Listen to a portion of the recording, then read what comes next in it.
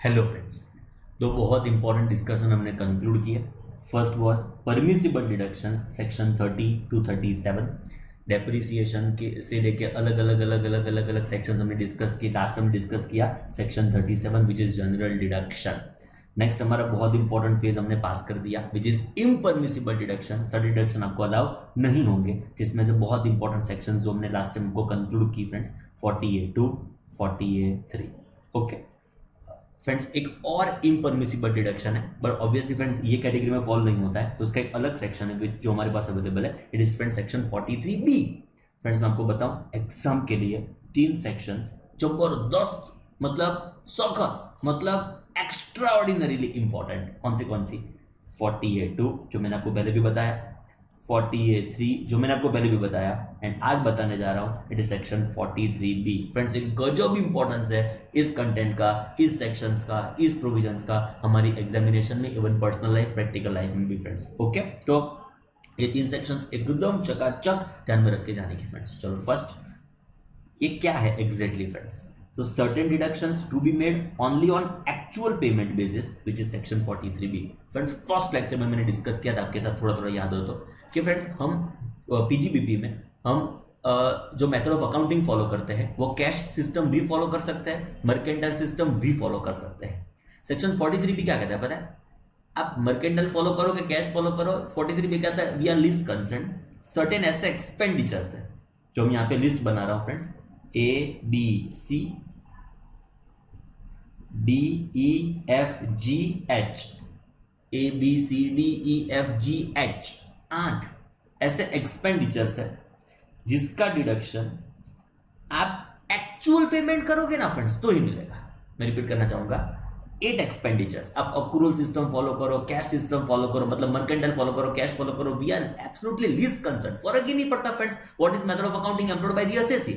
8 expenditure जो हम discuss करने जा रहे हैं उसका पेमेंट तुम एक्चुअल बेसिस के ऊपर करोगे तो उसका तुम क्या क्लेम कर पाएंगे? डिडक्शन। फ्रेंड्स ये एक्चुअल पेमेंट कब करना है?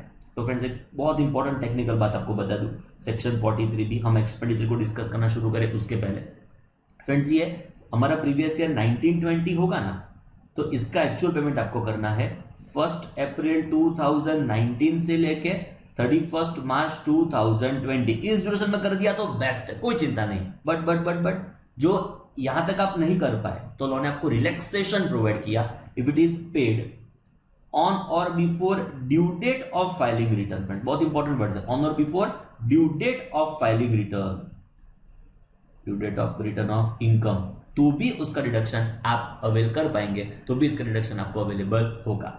Now which are the due dates of filing return, वो मैंने ऑलरेडी आपको बता दिया है फ्रेंड्स। टीडीएस जैसा होगा, याद आया फ्रेंड्स? टीडीएस में हमने डिस्कस किया था कि आउटसाइड इंडिया कोई भी आपने पेमेंट किया, यहाँ पे नॉन कॉर्पोरेट नॉन रेसिडेंट को पेमेंट किया, फॉरेन कंपनी को पेमेंट किया, कोई भी रेसिडेंट को पेमेंट किया फ्रेंड्स आपने, जिसका टैक्स आपने डिडक्ट नहीं किया है, डिडक्ट करके डिपॉजिट नहीं किया, डिडक्शन आपको नहीं मिलेगा। तो डिपॉजिट कब तक करना है? बिफोर रिटर्न फाइलिंग की ड्यू डेट। तो तब ड्यू डेट डिस्कस कर दी थी, याद हो तो फ्रेंड्स? थोड़ा थोड़ा क्या याद है? याद ही होगा फ्रेंड्स। 31 जुलाई आप चार्टर्ड अकाउंटेंट बनने जा रहे हो। It is friends 30th September and it would B 30th November friends. Okay, तो ये हमारी रिटर्न फाइलिंग की ड्यू डेट्स है ऑफ असेसमेंट ईयर, मतलब ये ईयर के लिए रिटर्न फाइलिंग की डेट कौन सी आएगी? 31 जुलाई 2020, 30th सितंबर 2020, 30th नवंबर 2020। यहां तक आपको पेमेंट आपने कर दिया तो भी उसका क्या क्लेम कर पाएंगे? डिडक्शन। सिंपल वर्ड्स में बताऊं तो इफेक्टिवली ये डेट से लेके ये डेट नहीं, ये डेट से लेके ऑन और before due date of return of income for previous year 1920 आप एक्चुअल पेमेंट करोगे तो उसका क्या क्लेम कर पाएंगे? डिडक्शन। फ्रेंड्स तो टेक्निकली बताऊं तो ये जो 43B है जो अलग अलग 8 एक्सपेंडिचर को कवर करता है, वो इफेक्टिवली जब आप मर्केंटाइल सिस्टम फॉलो करते हो तो ही एप्लीकेबल होगा। कैश सिस्टम फॉलो करते हो तो आप तो एक्चुअल पेमेंट करते हो तो डिडक्शन उसका क्लेम करते हो।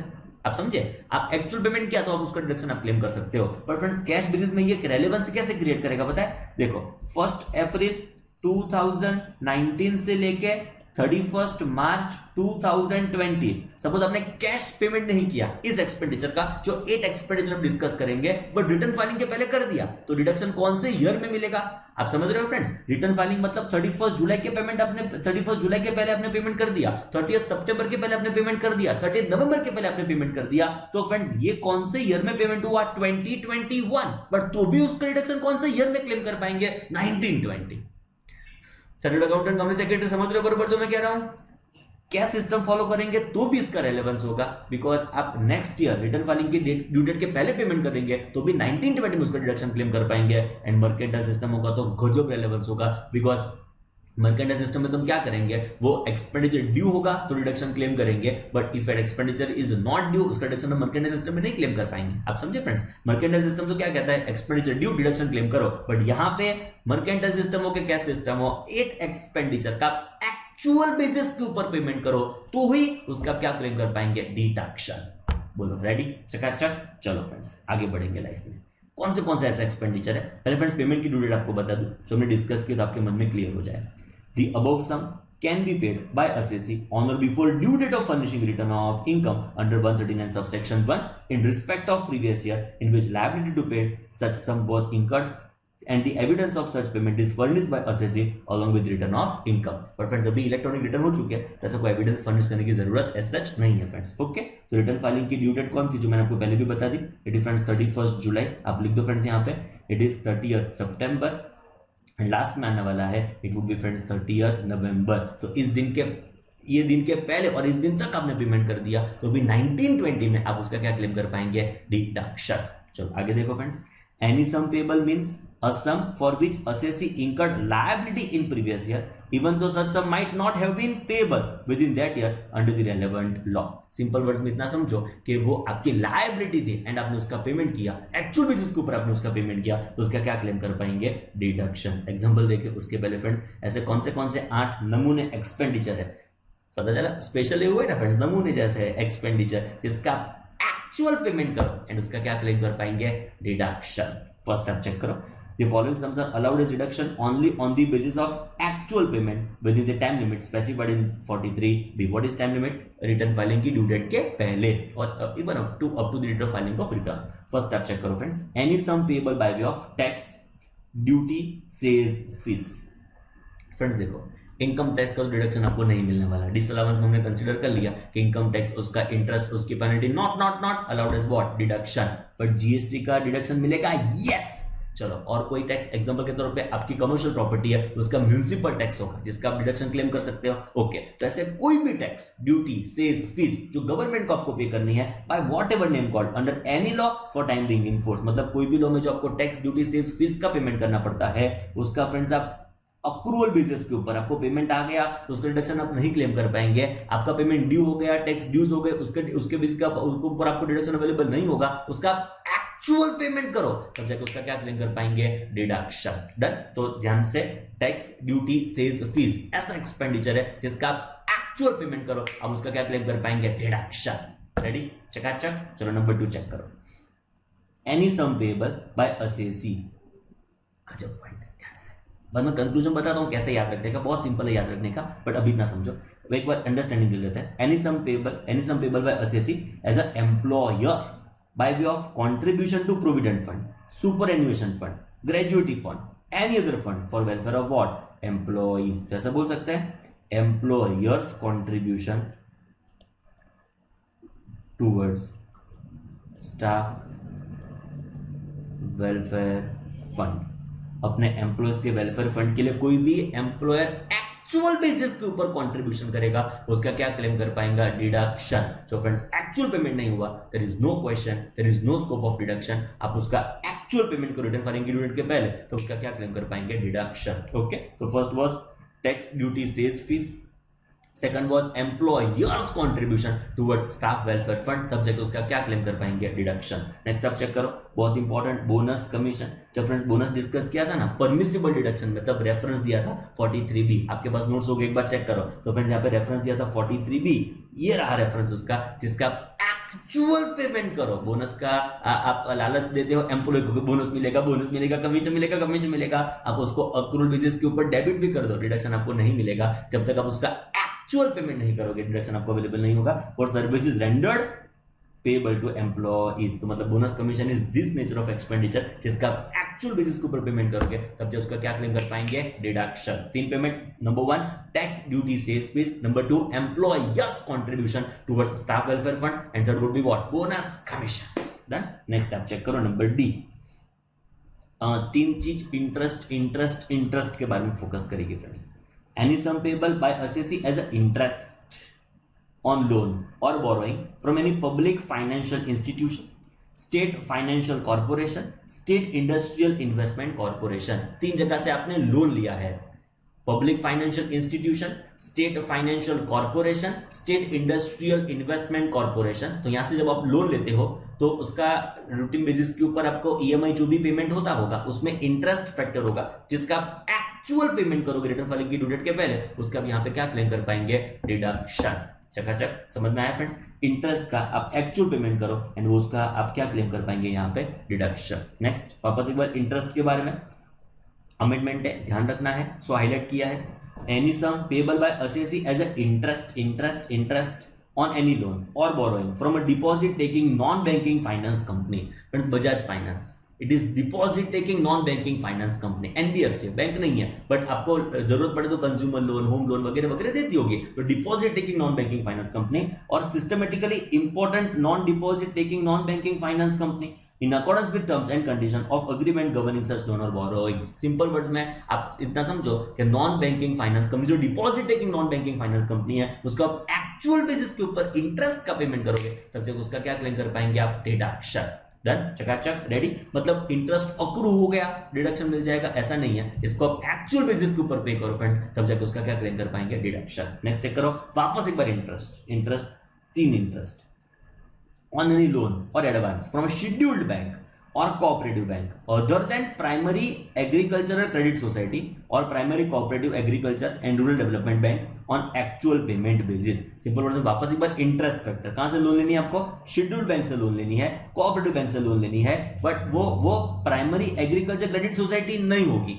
तो यहां पे एक्चुअल बेसिस के ऊपर कौन covered, primary agriculture credit society covered ना, क्या primary cooperative agriculture and rural development bank covered ना, तो उसके अलावा कोई भी एग्रीकल्चर क्रेडिट सोसाइटी होगी, सॉरी उसके अलावा कोई भी कोऑपरेटिव बैंक होगी, उसके अलावा कोई भी शेड्यूल्ड बैंक होगी जिससे आपने लोन लेके रखा है, उसका एक्चुअल बेसिस के ऊपर इंटरेस्ट का पेमेंट करेंगे, उसका क्या क्लेम कर पाएंगे, डिडक्शन। फ्रेंड्स एकेडमिक पर्पस से ना इंटरेस्ट इंटरेस्ट इंटरेस्ट इतना ध्यान में रखोगे तो चलेगा फ्रेंड्स, ओके, कुछ खास चिंता करने की जरूरत नहीं। मतलब ये अगले दिन एग्जाम के ये सब याद रखने के लिए जाओ ऐसी रिक्वायरमेंट नहीं है फ्रेंड्स, ओके। हम डिस्कस 110% कर रहे हैं but before day of examination इसकी चिंता करके, इसको फोकस करके इतना मगज में टेंशन लेने की जरूरत नहीं है फ्रेंड्स। नेक्स्ट आएगा any sum paid by assessee as a employer in leave of earned leave of his employee.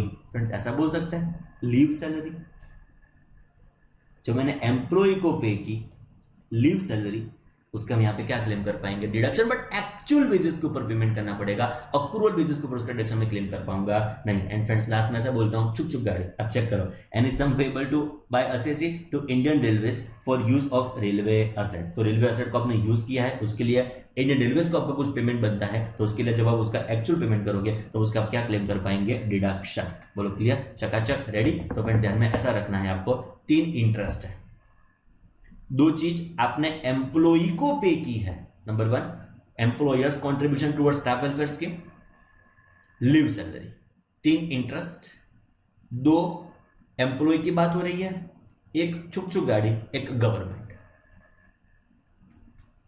ऐसे याद रखना है फ्रेंड्स आपको,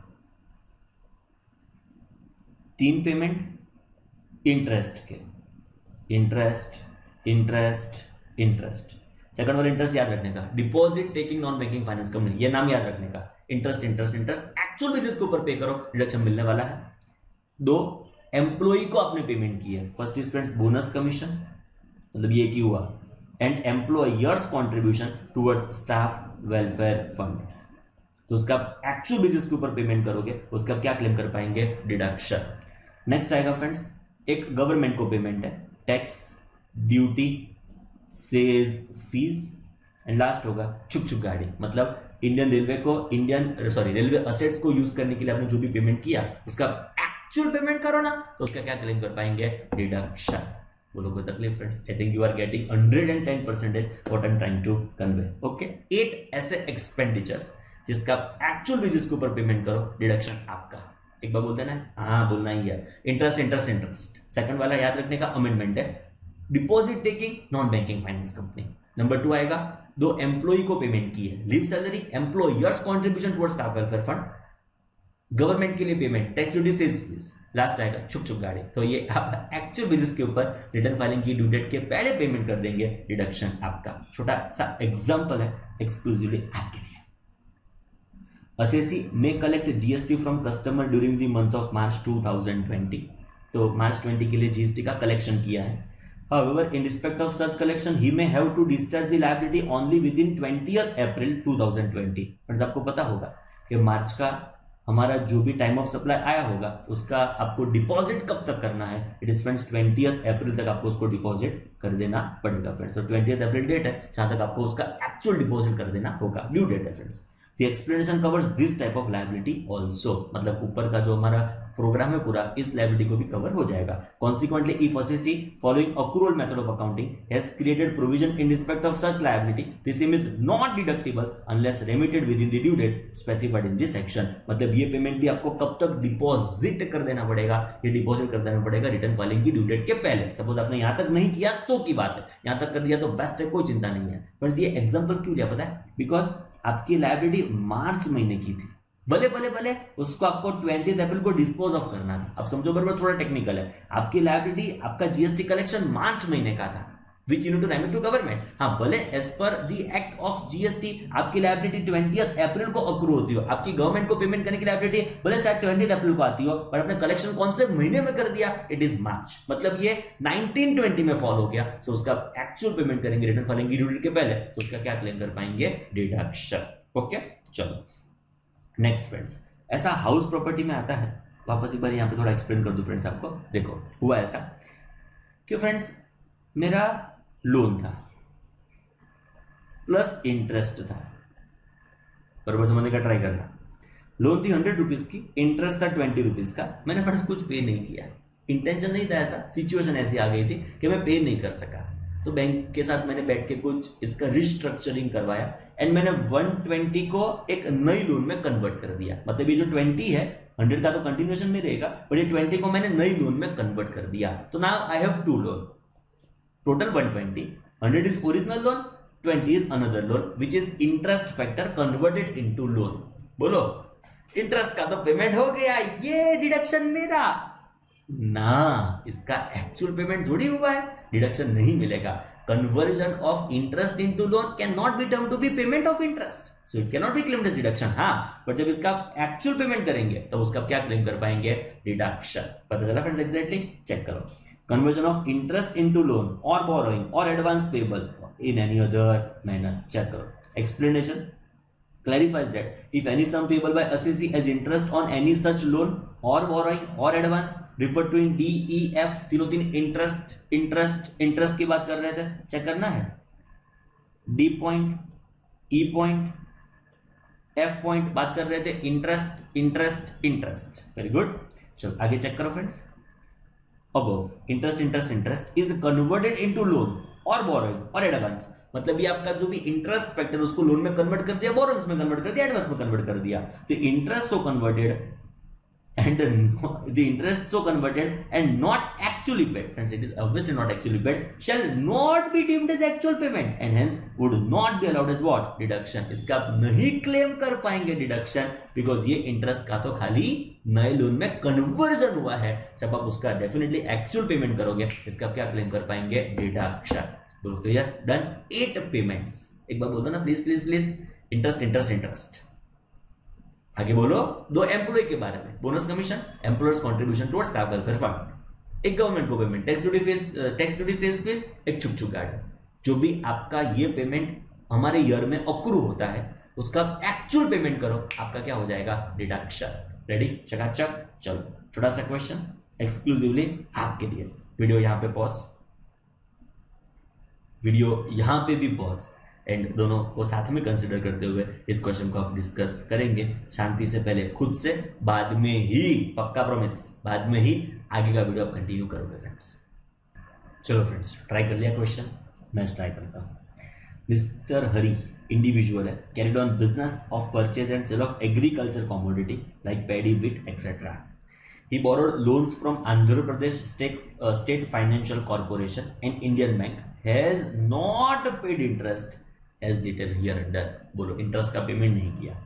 आंध्र प्रदेश बैंक से 15 लाख रुपए का, इंडियन बैंक से 30 लाख रुपए का.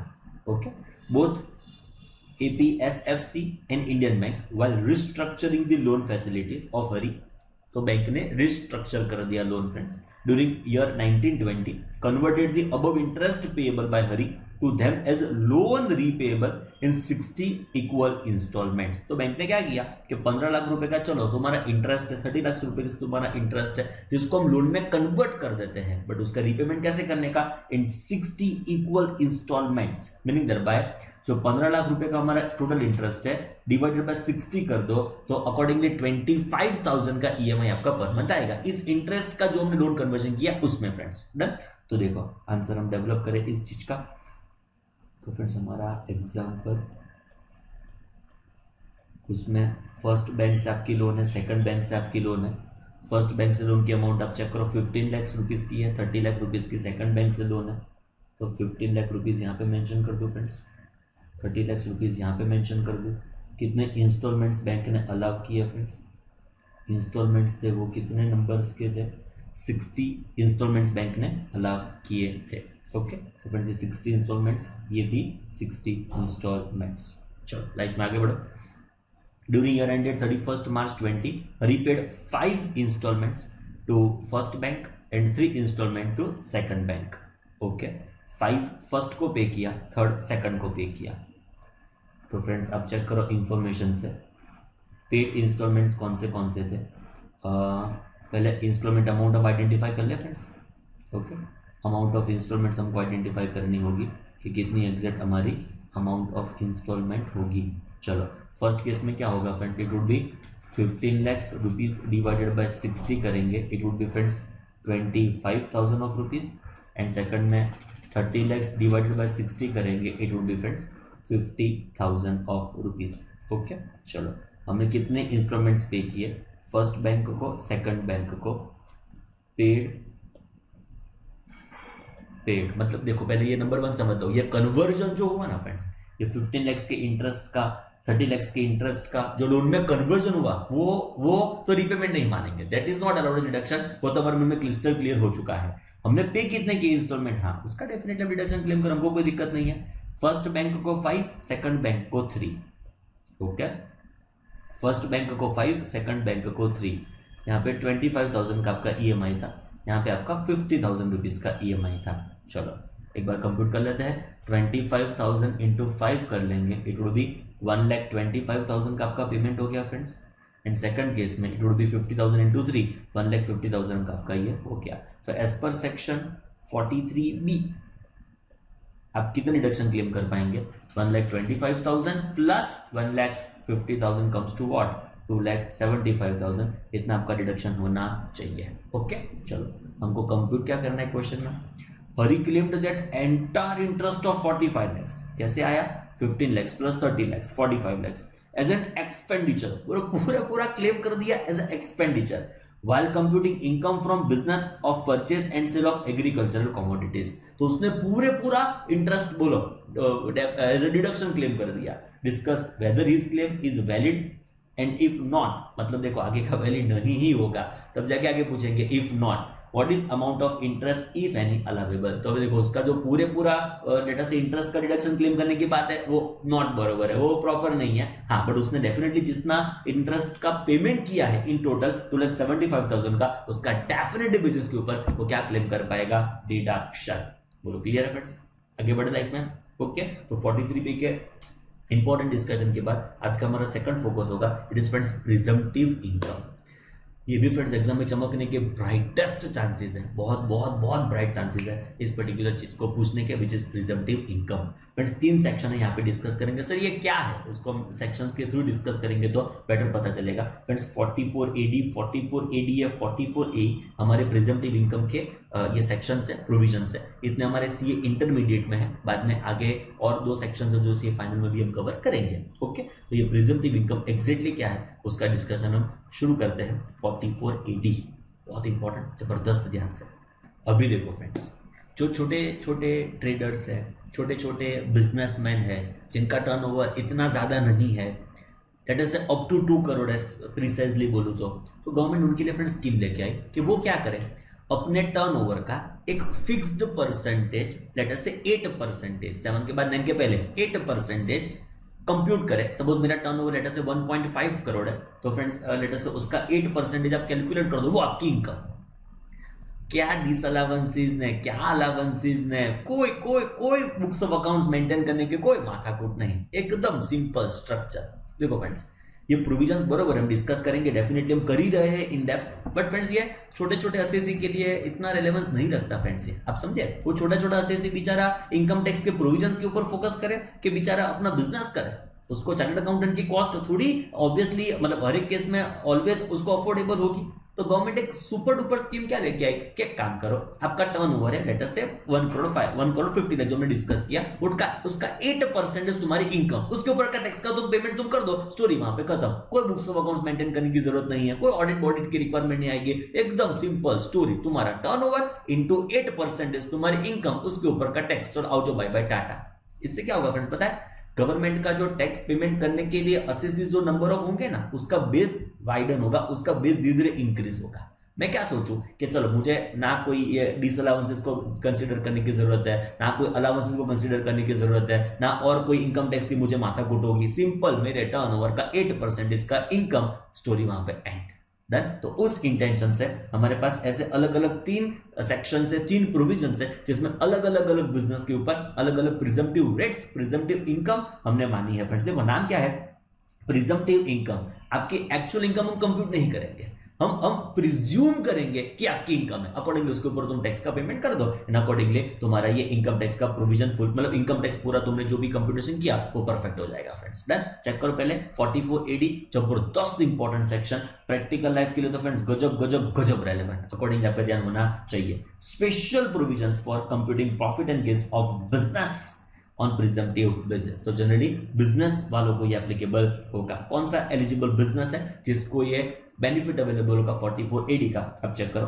Presumptive taxation scheme under 44AD covers all small businesses, जो मैंने डिस्कस किया, whose total turnover gross receipts are up to what 2 crore, मतलब पहली रिक्वायरमेंट आपका टर्नओवर अप टू 2 करोड़ होना चाहिए, तब जाके ये बेनिफिट आपको अवेलेबल होगा। जब आपका टर्नओवर 2 करोड़ को क्रॉस कर देता है तो आपको रियल इनकम कंप्यूट करनी पड़ेगी, क्या क्या डिडक्शंस के डिसअलावेंसेस, क्या क्या अलावेंसेस, ये सारा डिस्कशन, ये सारा पूरा आपको इनकम टैक्स एक बार रिफर कर लेना पड़ेगा फ्रेंड्स। तो एंड आपकी इनकम का कैलकुलेशन होगा, ऑब्वियसली ऐसे खुद से ना करते हुए चार्टर्ड अकाउंटेंट के पास जाके ये सारा कैलकुलेशन करवाएगा। बट जो इनकम जो आपका टर्नओवर 2 करोड़ तक है, स्टोरी बहुत सिंपल। ओके, क्या करना है फ्रेंड्स, 2 करोड़ तक हो तो पहले रेट आपको बता दूं, प्रिजम्पटिव रेट ऑफ टैक्सेशन, जो आपका टर्नओवर 2 करोड़ तक का है तो क्या करने का, your presumptive rate is 8% of total turnover और ग्रॉस रिसीट्स, ये आपकी इनकम, ये आपकी इनकम। एग्जांपल ले ही लेते हैं, कंसीडर कर ही लेते हैं, सपोज आपका टर्नओवर 1 करोड़ 50 लाख है, तो फ्रेंड्स आपकी इनकम कितनी,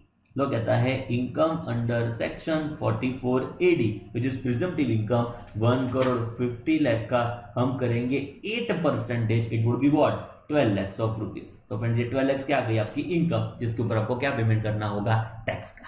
डन, बट इसमें गवर्नमेंट ने आपको कंसेशन दिया, बेनिफिट दिया, क्या बेनिफिट दिया, रेट कर दिया 6%, 2% से कम कर दिया। हाँ, कब, जब आप जो पैसा रिसीव कर रहे हो, आपने सेल्स किया तो आपने पैसा रिसीव किया, वो अकाउंट पे चेक के थ्रू है, अकाउंट पे बैंक ड्राफ्ट के थ्रू है, यूज ऑफ ECS है, okay, during the previous year or before the due date of filing return under 139 subsection 1 in respect of that previous year. मतलब previous year 1920 में आपने cell किया, उसका जो भी पैसा आपने रिसीव किया वो आइदर 1920 में और रिटर्न फाइलिंग की ड्यू डेट के पहले, कौन से मोड से रिसीव किया, account pay cheque, account pay draft, use of ECS। तो आपका वो जो सेल्स है उसका 6% would be regarded as what, our presumptive income under section 44AD। इससे क्या होगा पता है, बिजनेसमैन कैश सेल कर रहे होंगे ना, उससे ज्यादा वो प्रमोट होंगे टू डू व्हाट, बैंक से सेल। मतलब जो भी पैसा रिसीव करेंगे वो चेक के थ्रू रिसीव करने का ट्राई करेंगे, वो ईसीएस के थ्रू रिसीव करने का ट्राई करेंगे, वो अकाउंट पे चेक, अकाउंट पे बैंक ड्राफ्ट से रिसीव करने का ट्राई करेंगे, जिससे उनकी इनकम के ऊपर कम उनको टैक्स का पेमेंट करना पड़े फ्रेंड्स ना, एंड सब कुछ एकदम रेगुलाइज हो जाए, एकदम परफेक्ट हो जाए। जो ब्लैक मनी ट्रांजेक्शन है उसको रिड्यूस करने का गवर्नमेंट ने ट्राई किया प्रमोशन देके कि आपका 8% का 6% will be your presumptive rate. Done. तो फ्रेंड्स ऐसा हो सकता है कि ये 1 करोड़ 50 लाख में से आपका सेल्स जो है वो लेट अस से 1 करोड़ रुपीस का सेल आप समझो कि बैंक से था, एंड जो आपका 50 लाख का सेल था तो वो कैश से था। तो 50 लाख के ऊपर 8% एप्लीकेबल होगा जो कैश से रिसीव किया था, एंड 1 करोड़ के ऊपर 6% एप्लीकेबल होगा जो बैंक से था। अकॉर्डिंगली डिवीजन करना पड़ेगा फ्रेंड्स। बोलो डन। ओके, तो ये फ्रेंड्स हमारा हो गया एक दो बेसिक बात है। जो आपका turnover up to 2 crore rupees का है तो फ्रेंड्स आपको आपका जो भी टर्नओवर है उसका 8 और 6% एज द केस में भी 8 का generally 8% account pay cheque, account pay draft, use of ECS होगा तो your rate would be what 6%। तो फ्रेंड्स ये आपकी क्या हो जाएगी प्रिजम्पटिव इनकम। ओके, अभी दो exception, except business of plying, hiring, leasing goods carrier. ये आगे एक जगह पे आया था, बताऊं कहां पे,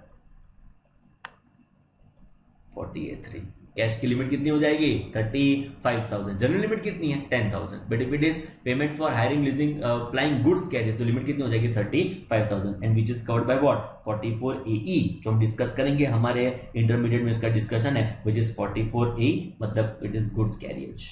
ओके, तो फ्रेंड्स ये गुड्स कैरियर्स के लिए अलग प्रोविजंस है तो उसको यहाँ पे मिक्सअप मत करना, इसको अलग से हम डिस्कशन करेंगे। 44A का अलग से डिस्कशन होगा, एडी के साथ उसका मिक्सचर करने की जरूरत नहीं है। चलो, आपका टर्नओवर अप टू 2 करोड़ है एंड ये एक्सेप्ट 44A, तो आपके पास ऑप्शन अवेलेबल है। कौन से असेसी एलिजिबल होंगे for this presumptive income? First आप चेक कर सकते हो resident individuals, HUF and partnerships. Friends खाली 3 लोगों को बेनिफिट लेटर से ग्रांट कर दिया।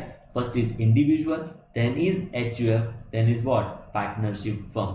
फ्रेंड जनरली ऐसा होता है कि जहां जहां पे हम पार्टनरशिप फर्म वर्ड को इस्तेमाल करते हैं वहां पे LLP इंक्लूसिव ही होता है, उसमें इंक्लूड कर ही देते हैं। बट ये सेक्शन ऐसी है 44AD जहां पे हम पार्टनरशिप फर्म को स्पेसिफिकली एक्सक्लूड कर रहे हैं, इतना ध्यान में रखना पड़ेगा फ्रेंड्स हमको। एंड उन्होंने कुछ बेनिफिट नहीं क्लेम किया होना चाहिए। Who has not claimed deduction under any of sections of 10AA, मतलब 10AA का डिडक्शन उन्होंने नहीं क्लेम किया होना चाहिए, और deduction under any provisions of chapter 6 under heading C which is deduction in respect of certain incomes। मतलब जो डिडक्शंस का चैप्टर C है वो डिडक्शन का बेनिफिट उन्होंने नहीं क्लेम किया होना चाहिए, तब जाकर ये 8% 6% वाला बेनिफिट अवेलेबल होगा in the relevant assessment year would be covered under this scheme. तो फ्रेंड्स दो चीज हमको ध्यान में रखनी है। पॉइंट नंबर 1, असेसी कौन से होंगे यहाँ पे जिसको डिडक्शन का बेनिफिट अवेलेबल है, which is individual, HUF, partnership firm excluding LLP। But जिसने 10AA का बेनिफिट नहीं क्लेम किया है, डिडक्शन का chapter C which is deduction in respect of certain incomes का बेनिफिट नहीं क्लेम किया है, वो यहाँ पे एलिजिबल होंगे for the purpose of deduction. मैंने बेनिफिट आपको बता दिया, it is 8% 6% of your turnover और ग्रॉस रेसिप्ट्स। ओके, अभी फ्रेंड्स क्वेश्चन ऐसा आता है कि चलो सपोज मेरा टर्नओवर था एग्जांपल के तौर पे 1 करोड़ 50 लाख ऑफ रुपीस। इस एग्जांपल के साथ हम कंटिन्यू करेंगे। सपोज मेरा टर्नओवर था लेट अस से 1 करोड़ 50 लाख। ओके, सारा एग्जांपल के तौर पे कैश सेल था, कैश काउंटर है रिटेल सेलर में, तो जनरली मेरा कैश काउंटर होगा। तो मेरा 8% जो मैंने कंप्यूट किया इट इज रुपीज 12 लाख। ये 12 lakh as per 44AD presumptive आया, तो ये हमारा 8% के हिसाब से 12 लाख रुपीज हमारा final amount I. But friends मेरी तुम एक्चुअल इनकम देखो ना तो it is 20 lakh of rupees. मैंने खुद से नेट प्रॉफिट कंप्यूट किया ना तो it is 20 lakh of rupees. बोलो कौन से अमाउंट के ऊपर मुझे इनकम टैक्स भरने की रिक्वायरमेंट आएगी, 12 लाख के 20 लाख? क्वेश्चन पता चला। My presumptive income as per 44AD is 8%, इसके हिसाब से 12 lakh of rupees. But suppose मैंने नॉर्मल बेसिस के ऊपर नॉर्मल प्रॉफिट का कैलकुलेशन किया, वो तो 20 लाख ऑफ रुपीज आया। तो चेक करो। However, assessee can declare in his return of income an amount higher than presumptive income so calculated claimed to have been actually earned by him। मतलब वो चाहे तो 12 lakhs का 20 lakhs भी शो कर सकता है। मैं रिपीट करना चाहूंगा, वो चाहे तो 12 lakhs का 20 lakhs भी शो कर सकता है। तो फ्रेंड्स 8% के हिसाब से 12 lakhs मेरा आता है एंड एक्चुअल मेरा 20 lakhs आता है, तो मुझे फाइनली कौन से अमाउंट के ऊपर इनकम टैक्स भरने की रिक्वायरमेंट आएगी? Finally on what amount I will be liable to make payment of taxes? बोलो 12 लाख होगा कि 20 लाख होगा? बोलो फ्रेंड्स क्या कहना है आपका? देखो फ्रेंड्स 44 एडी क्या कहता है, 12 lakhs is your income, 1 crore 50 lakhs is your turnover, उसका 8% 12 lakhs इज योर इनकम, जैसा हमने डिस्क्लोज किया, कंप्यूटेशन किया। बट आप चाहो तो ऑप्शन है, कोई मैंडेटरी नहीं, कोई फोर्स नहीं, आप चाहो तो उससे ज्यादा इनकम, हमारे एग्जांपल में 20 lakhs रिटर्न ऑफ इनकम में डिस्क्लोज करके उसके ऊपर आप टैक्स का पेमेंट कर सकते हो। सर कोई 12 lakhs की इनकम का 20 lakhs थोड़ी शो करे, मैं अग्री करता हूं फ्रेंड्स आपके साथ एब्सोल्युटली, बट तो मुझे ज्यादा दिखाना है, मैं दिखा सकता हूं। लोग कहते हैं दिखाओ, हमको क्या फर्क पड़ता है। पता चला, मैं आपको होमवर्क देता हूं 5 क्वेश्चन का, बट सर आप कहते हो, अरे सर मतलब आप कहते हो मुझे सर हमको तो 50 क्वेश्चन को करने ही है, सॉल्व करना है। मेरे को करो, हमको क्या दिक्कत है और मुझे क्या दिक्कत है। 5 क्वेश्चन मैंडेटरी करने हैं, 5 क्वेश्चन तो करने ही पड़ेंगे, ऑप्शन नहीं है। आप चाहो तो 50 क्वेश्चन भी करो, हमको क्या फर्क पड़ता है। गेटिंग माय पॉइंट, ऐसा है फ्रेंड्स। डन। तो ये 12 lakhs तो इनकम मिनिमम डिस्क्लोज करनी ही पड़ेगी, उसमें कोई ऑप्शन आपके पास अवेलेबल नहीं है। फर्स्ट पॉइंट था फ्रेंड्स हमारे पास, जिसका भी टर्नओवर अप टू 2 करोड़ होगा उसके पास लेटर से वो मतलब वो इंडिविजुअल एचयूएफ पार्टनरशिप फॉर्म होना चाहिए, एंड डिडक्शन 10AA का के चैप्टर से का नहीं क्लेम करता होना चाहिए। तो 8% उसकी minimum income in case of normal turnover, and जो आपने account pay cheque, account pay draft, letter से यूज ऑफ ईसीएस से पेमेंट आपने रिसीव किया होगा, तो 6% of your turnover will be regarded as what, your income. Friends यहाँ पे गलती मत कर बैठे ना कि 12 लाख रुपीज आपका टैक्स पेमेंट नहीं है, कि 12 लाख रुपीज आपका इनकम है, जिसके ऊपर आपको क्या पे करना पड़ेगा, tax.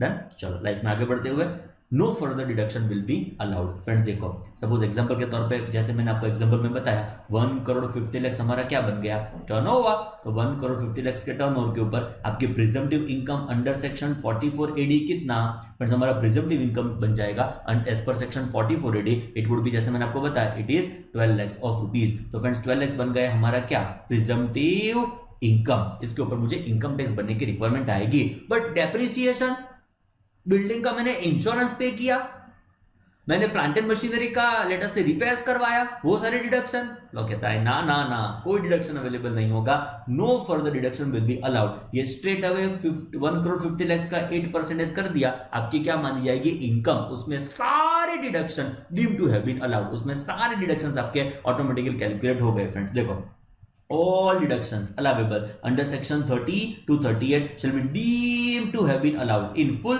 and no further deduction will be allowed in this regard। का मतलब अभी कोई एक्स्ट्रा डिडक्शन फ्रेंड्स आपको अवेलेबल नहीं होगा। इसमें सारे डिडक्शन आपके डेप्रिसिएशन ले लो, सेक्शन 37 जनरल डिडक्शन ले लो, साइंटिफिक रिसर्च ले लो, प्रिलिमिनरी एक्सपेंडिचर ले लो, जो सारे के सारे डिडक्शन हमने डिस्कस किया आगे section 30 to 38 all are what deemed to be allowed। Friends एक सिंगल रुपए का एक्स्ट्रा डिडक्शन आपको अवेलेबल हो सकता नहीं है।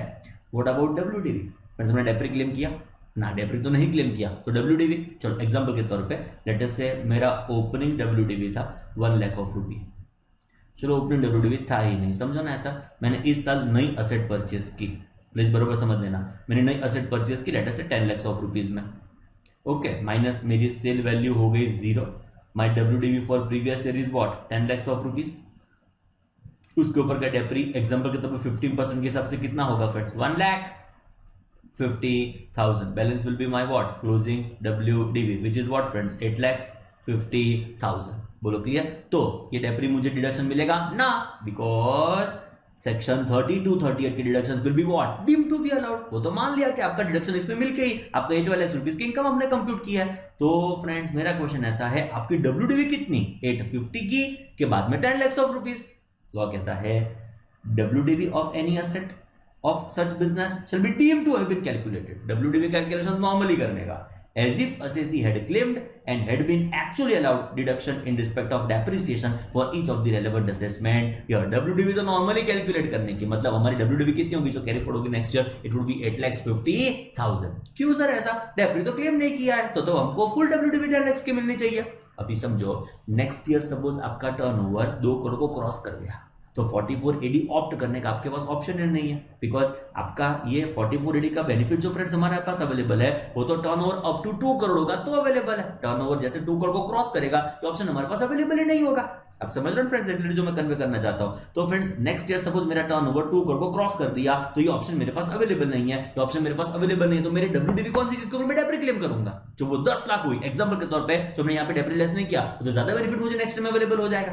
आप समझ रहे हो, मेरी डब्ल्यूडीवी एग्जांपल के तौर पे यहां पे 10 लाख की 10 लाख रखता हूं, एंड जो मेरा डेप्री 150 का सपोज मैं लेस नहीं करता हूं, तो नेक्स्ट मेरी डब्ल्यूडीवी क्या हो जाएगी 10 लाख ऑफ रुपीस, मैं नेक्स्ट ईयर ज्यादा डेप्री क्लेम कर दूंगा। उन्होंने बोला ना ना ना, बेनिफिट अवेलेबल नहीं होगा डेप्रिसिएशन का नेक्स्ट ईयर ज्यादा, नॉर्मल डेप्री मिलता है वो क्लेम करो। तो 850 के ऊपर नेक्स्ट मुझे नॉर्मल डेप्री अवेलेबल हो, उस इंटेंशन से मुझे डब्ल्यूडीवी तो एवरी ईयर कैलकुलेट करके मेरा क्लोजिंग डब्ल्यूडीवी आइडेंटिफाई करना ही पड़ेगा। बोलो डन। फर्स्ट पॉइंट ध्यान में रखने का, no further deduction in respect of expenditure section 30 will be allowed. Next आएगा फ्रेंड्स डब्ल्यूडीवी आपकी रिड्यूस होती जाएगी फ्रेंड्स। ओके, नेक्स्ट आएगा relief from maintenance of books of accounts and audit. दो चीज से आपको रिलीफ मिलेगी। नंबर 1, आपको friends books of accounts maintain करने की जरूरत नहीं है।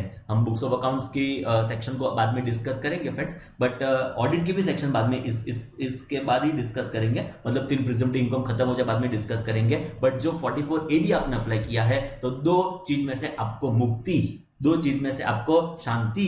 क्या मुक्ति क्या शांति?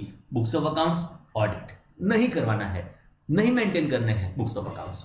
चेक करो, relief from maintenance of books of accounts and audit. The intention of widening the scope of this scheme is to reduce compliance and administrative burden on small businessmen. Intention क्या है फ्रेंड्स? कि वो accounts maintain ना करे, audit ना करे, शांति रहे उसको मगज में, वो बिजनेस के ऊपर प्रॉपर्ली फोकस कर पाए।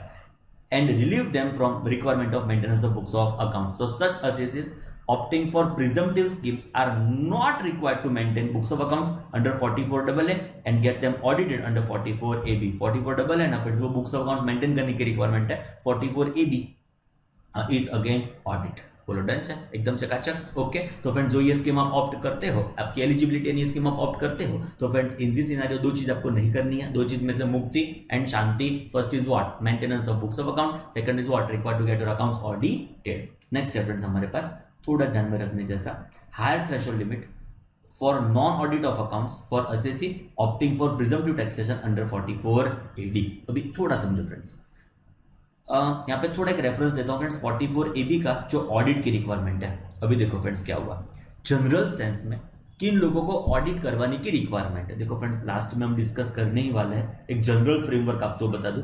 44AB audit of accounts of certain persons carrying on business और प्रोफेशन। देखो फ्रेंड्स यहाँ पे इसको टैक्स ऑडिट बोलते हैं फ्रेंड्स।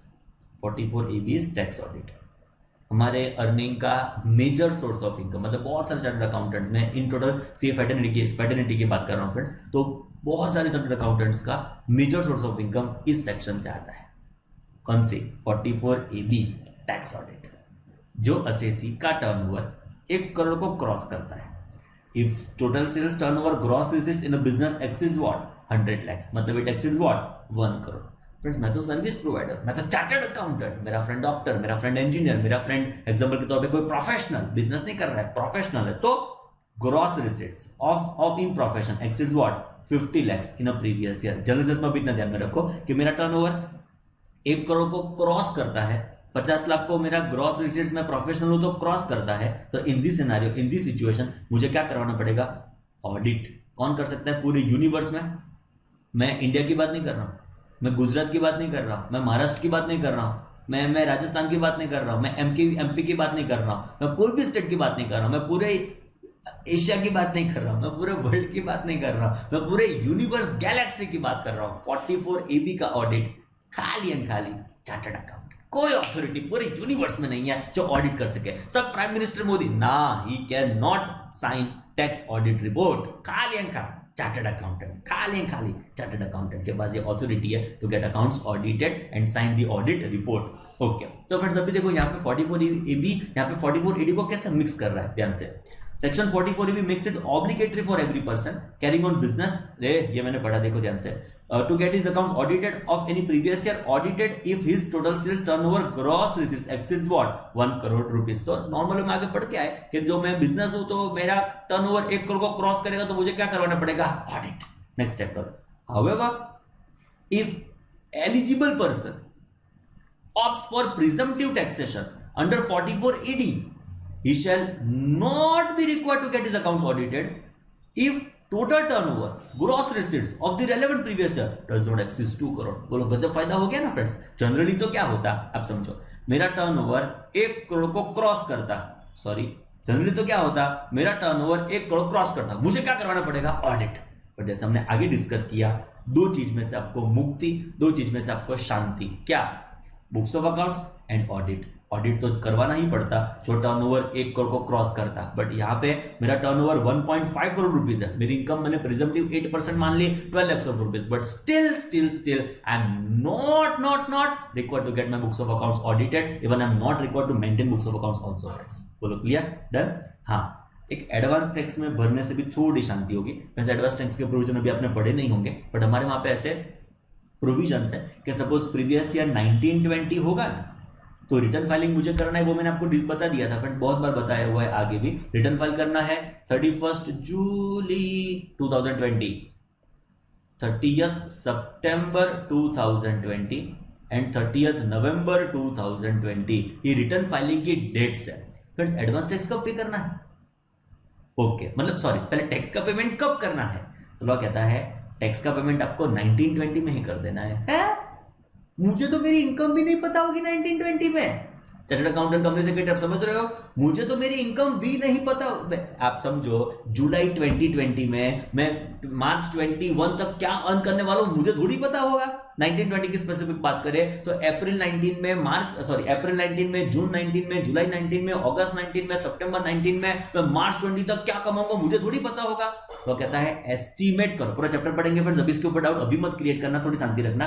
मैं क्या कह रहा हूं, समझने का ट्राई करो। ऑब्वियसली आपके मन में डाउट होने चाहिए, मैं उसको रिस्पेक्ट करता हूं, एप्रिशिएट करता हूं। डाउट ना होता हो तो समझने का मगज में बरोबर प्रोसेस नहीं हो रही है, डाउट बहुत हो रहे हो तो समझने का चकाचक क्लैरिटी आ रही है friends, done. And her doubt को सॉल्व करने का मेरे साथ। चलो मैं क्या कह रहा था, पॉइंट के ऊपर आते हैं। एडवांस टैक्स अलग से डिस्कशन, अभी ऐसा मत सोचो कि क्या हो गया हमारे साथ, बट मैं ऐसा कहना चाहता हूं कि हमारा इनकम टैक्स लॉ कहता है आपको एडवांस में टैक्स पे करना पड़ेगा।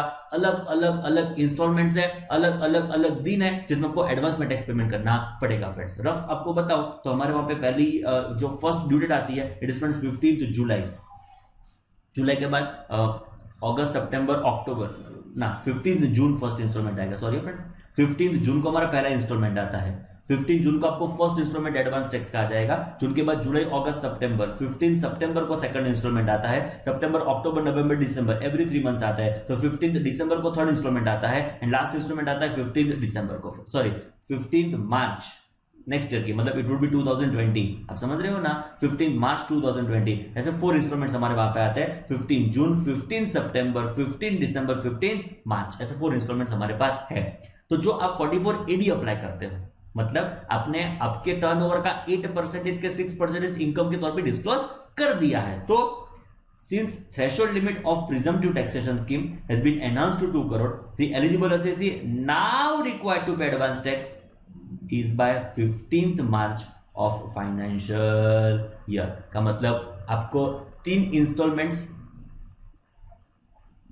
नहीं फॉलो करने हैं, एक इंस्टॉलमेंट फॉलो करना है 15th मार्च, उसमें सब कुछ आ गया फ्रेंड्स। एक इंस्टॉलमेंट में आप अपना एडवांस टैक्स पेमेंट कर दो, विच इज व्हाट 15th मार्च। बोलो क्लियर, चकाचक, रेडी। चलो फ्रेंड्स, आपका टर्नओवर बहुत इंपॉर्टेंट सेक्शन है लाइफ के लिए। आपका turnover up to 2 crore rupees है।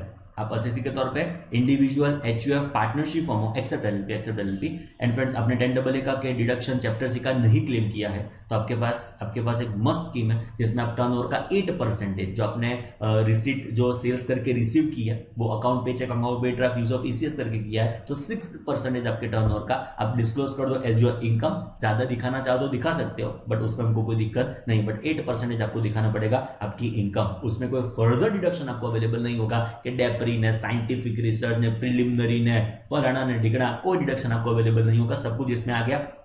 नेक्स्ट आएगा आपकी WDV ऑब्वियसली लेस होती जाएगी। एंड फ्रेंड्स लेटर से आपको 2 चीज में से मुक्ति, शांति, books of accounts and audit की रिक्वायरमेंट, एडवांस टैक्स का एक इंस्टॉलमेंट आपको आएगा 15th मार्च। डन। अभी चेक एक नेगेटिव लिस्ट है।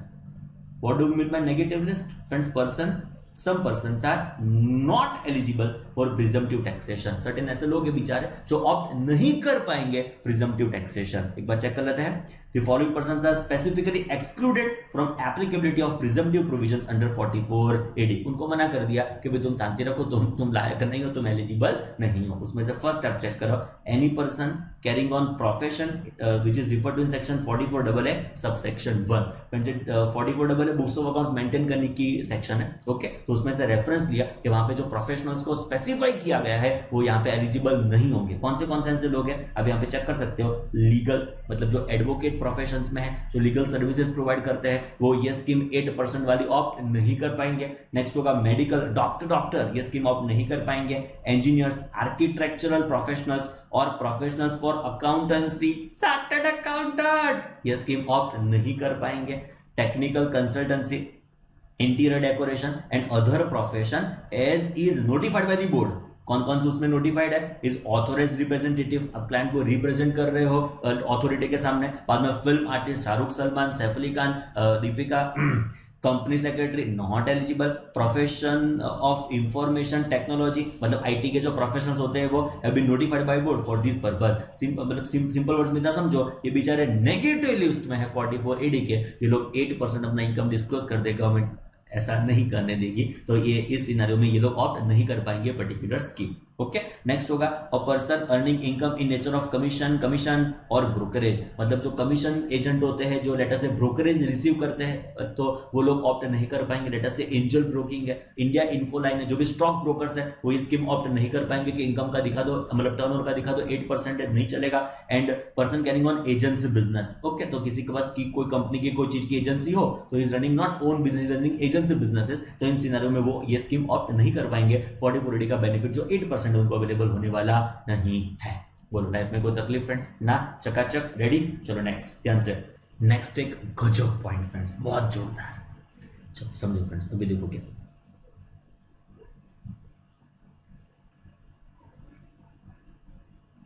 फ्रेंड्स देखो, सपोज मैंने प्रीवियस ईयर, प्लीज बरोबर से बनना, 1920 के लिए 44 AD अप्लाई किया है.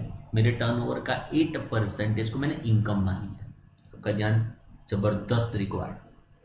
1920 प्रीवियस ईयर के टर्नओवर का 8% मेरी इनकम मैंने मानी है एज पर सेक्शन 44 AD.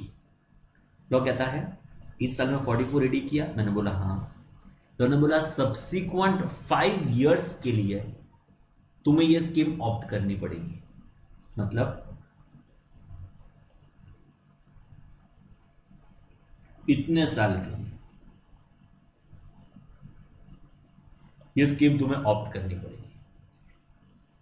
ये मेरा फर्स्ट ईयर था जिसमें मैंने ये स्कीम ऑप्ट की थी 44 AD. तो उन्होंने बोला ये तुम्हारा फर्स्ट ईयर है. मैंने बोला हाँ. तो उन्होंने बोला सब्सिक्वेंट 5 years के लिए स्कीम ऑप्ट करनी पड़ेगी, 2021, 21, 22 से लेकर 24, 25. चलो, मैंने इस साल में 44 AD अप्लाई किया, वेरी गुड. इस साल में 44 AD अप्लाई किया, वेरी गुड. बट इस साल में मैंने 44 AD अप्लाई नहीं किया. मीनिंग देयर बाय फ्रेंड्स, देखो समझो थोड़ा. हुआ है ऐसा कि जनरली मुझे 8% मुझे एज माई इनकम डिस्क्लोज कर देनी है, बट सपोज मैं नहीं करता. एग्जाम्पल के तौर पे जो मैंने आपको पहले बताया कि मेरा टर्नओवर 1.5 करोड़ था, 1 करोड़ 50 लाख था. आई थिंक 8% के हिसाब से मेरी जो प्रिजम्पटिव इनकम आई वो फ्रेंड्स कितनी आई? It was 12 lakhs of rupees. But friends actually देखा जाए मेरे बुक्स ऑफ अकाउंट्स में तो लॉस है. जरूरी थोड़ी है टर्नओवर गजब हो, मतलब 1.5 करोड़ मतलब प्रॉफिट ही होगा. खर्चे ज्यादा हो गए मेरे इस टाइम, तो एक्चुअल देखा जाए तो इट इज माई लॉस. कितने का लॉस था? अरे 2 lakhs rupees का लॉस था. तो मैं थोड़ी कि 12 लाख रुपए के ऊपर टैक्स का पेमेंट कर दूंगा. लोगों ने बोला ऐसा है. मेरा एक्चुअल प्रॉफिट तुम देखो ना, चलो लॉस नहीं था एग्जांपल के तौर पे, मेरा एक्चुअल प्रॉफिट देखो तो it was just rupees 3 lakhs. तो मैं क्यों 12 लाख रुपए के ऊपर टैक्स का पेमेंट करूं? तो उन्होंने बोला 8% तो भरना पड़ेगा. तो मैंने बोला क्या 8%? एक्चुअल लॉस 2 लाख रुपए का है, मेरा एक्चुअल प्रॉफिट 3 लाख रुपए का है. कैसे टैक्स का पेमेंट 12 लाख रुपए के ऊपर तुम एक्सपेक्ट कर सकते हो? तो उन्होंने बोला ओके, 12 लाख रुपीज तुम्हारी इनकम है, प्रिजम्पटिव हाँ 8% इज माई इनकम. जो तुम इसको तुम्हारा एक्चुअल इनकम मानना चाहते हो, तुम लॉस क्लेम करना चाहते हो, तुम एक्चुअल प्रॉफिट को 3 lakhs डिस्क्लोज करना चाहते हो, तो फ्रेंड्स 2 रिक्वायरमेंट है. Number 1 books of accounts maintain करो, रिक्वायरमेंट नंबर 2 ऑडिट करवाओ. मैं रिपीट करना चाहूंगा, प्लीज प्लीज प्लीज ध्यान देना। दो रिक्वायरमेंट आपको फुलफिल करनी होगी। नंबर 1, एक तो बुक्स ऑफ अकाउंट्स मेंटेन करने पड़ेंगे। नंबर 2, आपको ऑडिट करवाना पड़ेगा। ये दो रिक्वायरमेंट तुम फुलफिल कर दो तो कम इनकम दिखाएंगे तो चलेगा। वापस मैं रिपीट करना चाहूंगा, तुम्हारा टर्नओवर 1 करोड़ 50 लाख रुपीस का है, तुम्हारी इनकम 8% मान लो तो 12 लाख रुपीस आई। आगे हमने डिस्कस किया, सर ज्यादा डिस्क्लोज करना चाहो तो कर सकते हो, हाँ करो, किसने मना किया आपको? डेफिनेटली 15 लाख रुपए 25 लाख रुपए डिस्क्लोज कर सकते हो, कोई दिक्कत नहीं, no problem, no tension, no requirement. But तुम कम डिस्क्लोज करना चाहते हो, 12 लाख की जगह 2 लाख डिस्क्लोज करना चाहते हो, 2 लाख का लॉस डिस्क्लोज करना चाहते हो, 12 लाख की जगह 3 लाख का प्रॉफिट डिस्क्लोज करना चाहते हो, दो रिक्वायरमेंट आपके ऊपर आएगी। जैसे हमने आगे डिस्कस किया था फ्रेंड्स कि जो तुम 44AD अप्लाई करते हो तो दो रिक्वायरमेंट्स में से मुक्ति, दो रिक्वायरमेंट्स में शांति। कौन सी? ना maintenance of books of accounts, ना रिक्वायरमेंट ऑफ ऑडिट।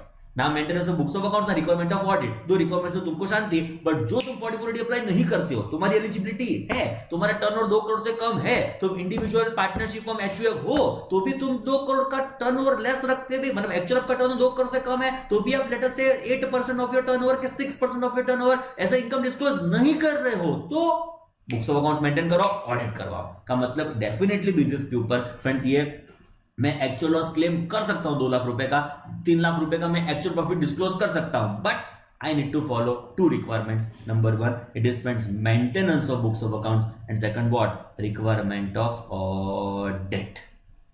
पता चला? डन, एकदम चकाचक। चलो अभी यहाँ पे आते हैं फ्रेंड्स। 44AD मैंने प्रीवियस 1920 में अप्लाई किया था। सब्सिक्वेंट ईयर्स के लिए मुझे वापस एक बार क्या, सब्सिक्वेंट ईयर्स के लिए, सब्सिक्वेंट 5 ईयर्स के लिए मुझे कंपलसरी क्या ऑप्ट करना पड़ेगा? 44AD, जो मैंने आपको बताया 2021 से लेके 24-25 तक मुझे कंपलसरी क्या ऑप्ट करना पड़ेगा? 44AD only. कोई ऑप्शन मेरे पास अवेलेबल नहीं है, हाँ प्रोवाइडेड आप एलिजिबल होने चाहिए। ऑब्वियसली मेरा टर्नओवर इस साल में 5 करोड़ रुपए हो गया तो मेरी 44AD की एलिजिबिलिटी ही नहीं है, तो ऑब्वियसली उसको फ्रेंड्स मैं डिस्क्लोज करने वाला नहीं हूं। बट 44AD आपने 1920 में अप्लाई किया है एंड सब्सिक्वेंट 5 इयर्स के लिए जो आप उसको डिस्क्लोज नहीं करेंगे 8% ऑफ योर टर्नओवर, जैसे हमारे केस में हमने 22-23 के लिए उसको 8% डिस्क्लोज नहीं किया, तो लॉ ने बोला आगे के 5 साल के लिए है ना तुम्हारे ऊपर रिस्ट्रिक्शन आ जाएगा, तुम 44AD अप्लाई नहीं कर पाएंगे। मैं रिपीट करना चाहूंगा, 1920 के 5 साल 1 2 3 4 5 AD ही करना पड़े, ऑप्शन नहीं है। बट 22-23 में सपोज मैं ये पर्टिकुलर स्कीम ऑप्ट नहीं करता, इवन आई वाज एलिजिबल, ये स्कीम में ऑप्ट नहीं करता हूं, मैं मेंटेन करता हूं, बुक्स ऑफ अकाउंट्स में ऑडिट करवा देता हूं, मेरा लॉस है वो मैं कैरी फॉरवर्ड करना चाहता हूं, मेरा लॉस है वो मैं सेट ऑफ करना चाहता हूं, तो उन्होंने बोला इस साल में अप्लाई नहीं किया, ऐसा ना, मतलब हाँ वैसा, तो इसके सब्सिक्वेंट 5 साल मतलब इट वुड बी 23-24 24-25, बाद में it would be 25-26 27-28 ये 5 साल के लिए मैं ये 44AD अप्लाई नहीं कर पाऊंगा। अब समझे 5-5 वाला प्रोविजन समझे फ्रेंड्स। सब बरोबर 1920 में मैंने AD अप्लाई किया, मतलब 24-25 तक मुझे AD ही अप्लाई करना है। बट सपोज 22-23 में नहीं AD अप्लाई करता हूं तो उसके सब्सिक्वेंट 5 साल के लिए रिस्ट्रिक्शन,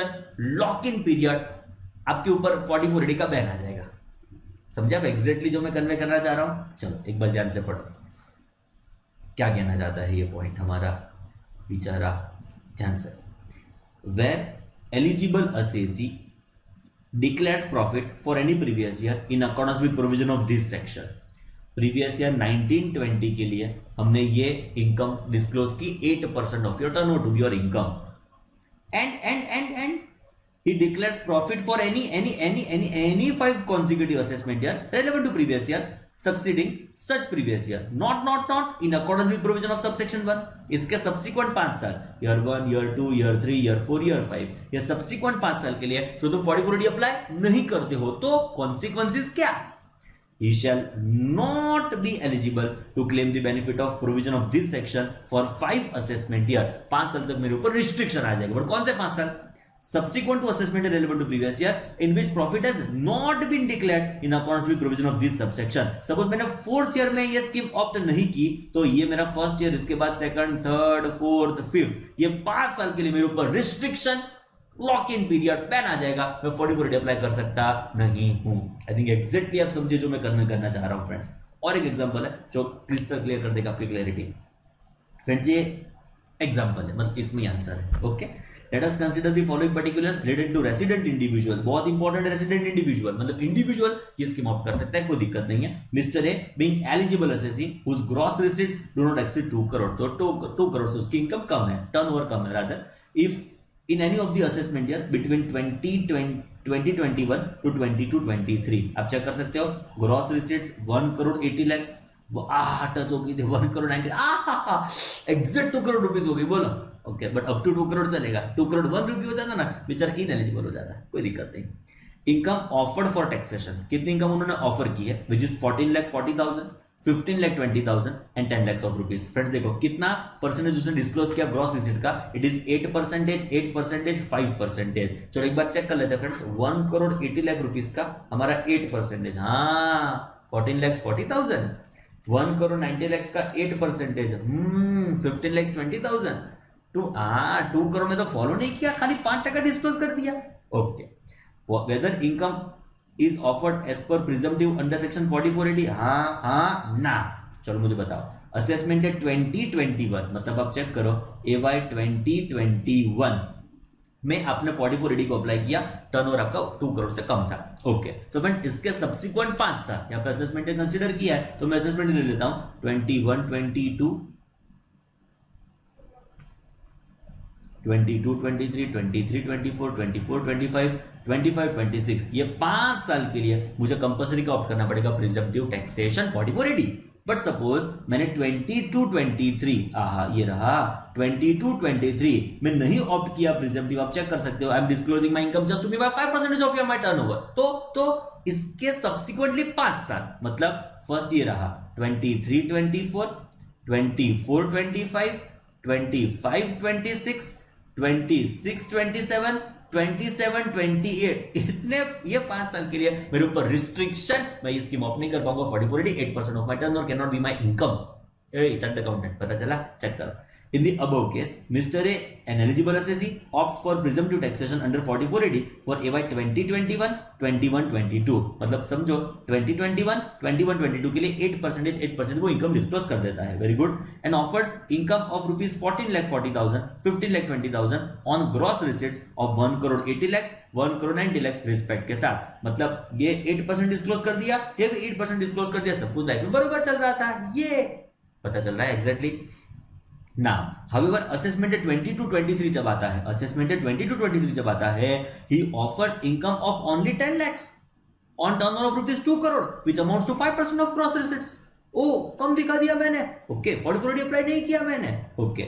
तो कम दिखाया तो रिक्वायरमेंट क्या है, maintenance of books of accounts and getting your books of accounts audited. एक तो नंबर 1 आप बुक्स ऑफ अकाउंट्स मेंटेन करो, नंबर 2 उसका ऑडिट करवाओ, ये रिक्वायरमेंट जो आपको फुलफिल करनी होगी वो रिक्वायरमेंट है, okay. Now since he has not offered income in accordance with provision of section 4481 for 5 consecutive assessment year after 2021, मतलब यहां से 5 साल जो आपने ऑप्ट नहीं किया है हमारे 4480 को, तो क्या होगा, he will not be eligible to claim benefit of 4480 for next 5 assessment year succeeding 22-23, मतलब आप चेक करो 23-24 से लेके 27-28, इसमें पता चल रहा है ना फ्रेंड्स आपको, 23-24 से लेके 27-28 ये 5 साल के लिए उसके ऊपर रिस्ट्रिक्शन है, उसके ऊपर लॉक इन पीरियड, उसके ऊपर बैन आ जाएगा, 4480 वो अप्लाई कर सकता नहीं है। बोलो clear, I think exactly word to word perfectly आप समझ रहे हो जो मैं आपको कन्वे करना चाह रहा हूं फ्रेंड्स, वो डन। एंड एक छोटा सा एग्जांपल वो हम कंसीडर कर ही लेते हैं, चलो ये छोटा सा पॉइंट कंसीडर कर ही लेते हैं, बाद में आगे बढ़ लेते हैं। Eligible assessee to whom provision of subsection 4 are applicable and whose total income exceeds basic exemption limit has to maintain books of accounts under 44AA and get them audited and furnish report under section 44AB, which is provided in 44AD subsection 5. I think इसको मैं तब discuss करूंगा तो better रहेगा जब हम discuss करेंगे 44AA, हम डिस्कस करेंगे 44AB, 44AB डिस्कस करूंगा, उसमें एग्जैक्ट पता चल जाएगा फ्रेंड्स। अभी इसको ऐसा हो तो पेंडिंग कर दो, पी कर दो, पी मतलब पार्किंग नहीं, पेंडिंग का पी है। चलो एक छोटा सा एग्जाम्पल फ्रेंड्स, बहुत अच्छा, थोड़ा अच्छा, इतना भी अच्छा नहीं आपकी जितना, बट ये छोटा सा एग्जांपल आप अभी खुद से सॉल्व करो, बाद में ही आगे का सेशन आप कंसीडर करोगे फ्रेंड्स, डन। चलो फ्रेंड्स हो गया सॉल्व, मैं ट्राई कर रहा हूँ ध्यान से। Mister Praveen engaged in retail trade reports a turnover of 1,98,50,000. तो टर्नओवर की इंफॉर्मेशन हमारे पास अवेलेबल है. It is less than it is up to 2 crore. For financial है 1920, तो हमारा प्रीवियस ईयर आपको पता है it is friends 1920. His income from this share business as per books of accounts is 13,20,000. तो फ्रेंड्स बुक्स ऑफ अकाउंट्स के हिसाब से हमारी इनकम कितनी है जो हमारे पास अवेलेबल है, it is friends 13,20,000, which is computed as per provisions of chapter 4D, which is profit and gains from business and profession. So friends, PGBP के हिसाब से जो हमारा इनकम का कैलकुलेशन हुआ है 8 PGBP के हिसाब से, it is what 13,20,000. क्लियर, चकाचक. आगे देखो, of income tax act 1961, retail trade is the only source of income for Mr. Praveen. Retail trade is the only source of income. Assessment year 1920, मतलब कौन सा हुआ ये प्रीवियस ईयर 1819. प्रीवियस ईयर 1819 मतलब last year हुआ. हमारा year तो कौन सा है फ्रेंड्स 1920. सो एक्चुअली देखने के लिए जाओ तो previous year 1819 previous really previous year हुआ, मतलब it is preceding year to previous year 1920, which was first year for he declared his business income in accordance with provision of presumptive taxation under section 44AD. तो 44AD उसका 44AD का first year उसका कौन सा था, previous year 1819. Okay friends, previous year 1819 उसका first year था जिसमें उसने income as per 44AD disclose कर दी थी. चलो क्या करना है हमको. Question number 1, is mister Praveen also eligible to opt for presumptive taxation of his income chargeable to tax for assessment year 2021, meaning thereby previous year 1920.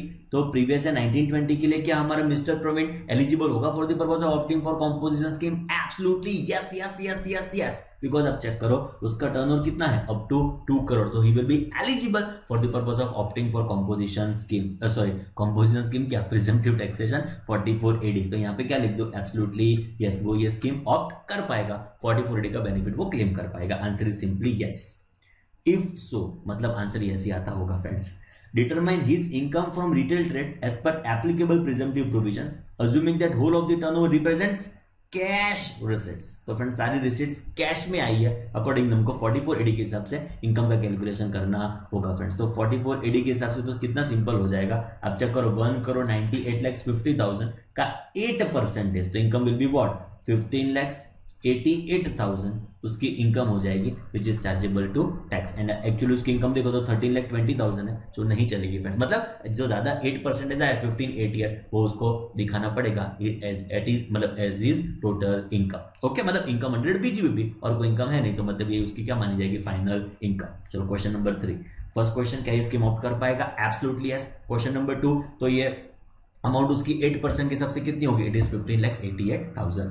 चलो, in case mister Praveen does not opt for presumptive taxation, वो opt नहीं कर रहा है presumptive taxation of income from retail trade, what are his obligations under income tax act 1961. तो क्या क्या होगा, 2 चीज में इस आंसर को मैं डिवाइड करूंगा, नंबर ए नंबर बी. देखो फ्रेंड्स, इनकम आपको 1588 दिखाना कंपलसरी है. आगे भी मैंने बताया जो 1588 नहीं दिखाते हो तो आपको बुक्स ऑफ अकाउंट्स मेंटेन करने पड़ेंगे, उसका ऑडिट करवाना पड़ेगा. मैं रिपीट करना चाहूंगा वापस एक बार. जो आपने 1588 एज योर इनकम डिस्क्लोज नहीं किया है एंड उसकी जगह सपोज 1320 डिस्क्लोज एग्जांपल के तौर पे डिस्क्लोज कर रहे हो, तो कॉन्सिक्वेंसेस क्या होंगे, कॉन्सिक्वेंस नंबर 1 ऐसा आएगा. तो आप ऐसा जनरली तो नहीं कर सकते, बट तो भी करना चाह रहे हो तो you need to maintain books of accounts and get accounts audited. तो ये 2 चीज आपको मेंटेन करनी होगी, ये दो चीज आपको फॉलो करनी है. एंड फ्रेंड्स सेकंड कॉन्सिक्वेंस ऐसा क्रिएट होगा कि यहां पे आपको बरोबर ध्यान से ये एकदम ध्यान से, अभी देखो प्रीवियस ईयर 1819 में प्लीज प्रीवियस ईयर 1819 में आपका ये फर्स्ट ईयर था for the purpose of opting for presumptive taxation 44AD. तो याद करो ये प्रोविजंस, याद करो, ये तो एग्जांपल था, ये प्रोविजंस याद करो फ्रेंड्स. देखो जो साल में आपने ऑप्ट करना शुरू किया उसके सब्सिक्वेंट 5 साल के लिए मैंडेटरी बेसिस के ऊपर आपको ये फॉलो करना पड़ेगा. मतलब कौन से प्रीवियस ईयर आएंगे, प्रीवियस ईयर 1920, 2021, 21-22, 22-23, 23-24, ये फ्रेंड्स 5 साल के लिए आपको क्या ऑप्ट करना पड़ेगा, प्रिजम्पटिव टैक्सेशन. बट आपने सपोज प्रीवियस ईयर 1920 में ऑप्ट नहीं किया तो ये 5 साल मतलब 2021, 21-22, 22-23, 23-24 एंड 24-25 उसके सब्सिक्वेंट 5 साल के लिए आपके प्रिजम्पटिव टैक्सेशन ये फॉलो नहीं कर पाएंगे. 44AD आपके लिए बेनिफिट अवेलेबल नहीं होगा फ्रेंड्स. तो ये 2 कॉन्सिक्वेंस आपको फेस करने पड़ेंगे. Number 1, you need to maintain books of accounts and get accounts audited, plus second taken consequence 1920 के नेक्स्ट 5 साल के लिए क्या आप स्कीम ऑप्ट कर पाएंगे? नहीं। Last, What is due date of filing his return of income under both the options? Both the options का मतलब क्या? वो ऑप्ट करता है ये स्कीम तो ड्यू डेट क्या होगी, ऑप्ट नहीं करता ये स्कीम तो उसकी ड्यू डेट क्या होगी। जो फ्रेंड्स ये स्कीम ऑप्ट कर देता है 44AD को वो ऑप्ट करता है तो उसको ऑडिट की रिक्वायरमेंट आने वाली नहीं है। आपको पता है दो चीज में उसको रिलीफ मिलेगी, दो चीज में से मुक्ति, दो चीज में शांति। बोलो, maintenance of books of accounts, getting accounts audited, तो ये दो चीज में से उसको शांति मिल जाएगी। तो फ्रेंड्स उसकी रिटर्न फाइलिंग की डेट कौन सी हो जाएगी? It would B 31 July. Friend return of income आपने देखा हो तो पता होगा, नहीं देखा हो तो मैं आपको बता दूं कि यहाँ पे फ्रेंड देखो ऑडिट की रिक्वायरमेंट जो आपको एप्लीकेबल होती है तो 30 सितंबर आपकी ड्यू डेट होगी। जो ऑडिट की रिक्वायरमेंट एप्लीकेबल नहीं होती होगी तो 31 जुलाई हमारी ड्यू डेट होगी for filing return of income. वापस एक बार मैं रिपीट करना चाहूंगा, ऑडिट की रिक्वायरमेंट है तो 30 सितंबर, जो ऑडिट की रिक्वायरमेंट नहीं है तो 31 जुलाई। डन। तो फ्रेंड्स जो ऑडिट की रिक्वायरमेंट है 44AD के हिसाब से, तो सॉरी 44AD आप अप्लाई करते हो तो ऑडिट की रिक्वायरमेंट नहीं आएगी तो ड्यू डेट कौन सी बनेगी? 31 जुलाई। एंड जो फ्रेंड्स 44AD आपने अप्लाई नहीं किया तो ऑडिट की रिक्वायरमेंट आएगी, जो ऑडिट की रिक्वायरमेंट आएगी तो डेट कौन सी होगी? 30 सितंबर। बोलो क्लियर? तो 4 क्वेश्चन थे तो फ्रेंड्स ये 4th नंबर होना चाहिए। ऐसे को लग रहा है कि 3 के बाद 3 आता है। ओके चलो फर्स्ट, तो फ्रेंड्स ये स्कीम वो ऑप्ट कर पाएंगे? Yes, because turnover up to ₹2 crore है तो ये ऑप्ट कर रहे हैं तो इनकम कितनी होगी? सब सारा कैश में रिसीव हुआ है तो इनकम होगी फ्रेंड्स हमारे टर्नओवर विच इज 1,98,50,000 का 8% 15,88,000। थर्ड आएगा जो ये स्कीम ऑप्ट नहीं करता है तो कॉन्सिक्वेंस क्या होंगे? Consequence number 1 books of accounts maintain करो, उसका ऑडिट करवाओ। कॉन्सिक्वेंस नंबर 2 आपने जो साल में ये स्कीम ऑप्ट नहीं की उसके सब्सिक्वेंट 5 साल के लिए आपके लिए स्कीम अवेलेबल नहीं होगी। एंड लास्ट आएगा due date of filing return, जो ऑडिट की एप्लीकेबिलिटी है कब है? जब स्कीम ऑप्ट नहीं की है तो 30 सितंबर। ऑडिट की एप्लीकेबिलिटी नहीं है, कब नहीं है? जब स्कीम ऑप्ट की है तो 31 जुलाई। बोलो डन, चकाचक। ओके, तो आज के सेशन के लिए हमने 2 सेक्शन डिस्कस की, बहुत इंटरेस्टिंग, बहुत इंपॉर्टेंट। फर्स्ट वाज 43B कि आप उसका एक्चुअल पेमेंट करो। सर्टेन ऐसे एक्सपेंडिचर होंगे जिसका आप एक्चुअल पेमेंट करो तो उसका क्या क्लेम कर पाएंगे? डिडक्शन। अलग अलग एक्सपेंडिचर, अलग अलग हमने एक्सपेंडिचर को डिस्कस किया। 8 एक्सपेंडिचर आते हैं, याद करो फ्रेंड्स। फर्स्ट वाज गवर्नमेंट, हमने ऐसे याद रखा था फ्रेंड्स, आपको याद हो तो 3 इंटरेस्ट कहां पे लिखा था?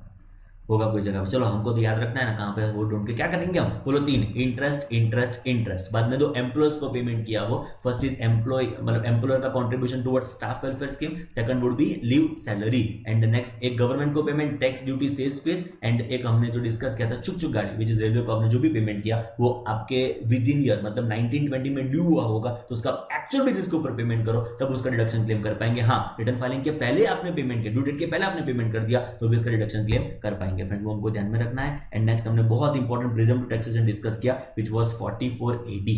डन। सब्सिक्वेंट सेशन में हम 2 सेक्शंस कवर करेंगे, 44 अड्डा मतलब ADA and 44AE which is goods carriage. Thank you so much friends.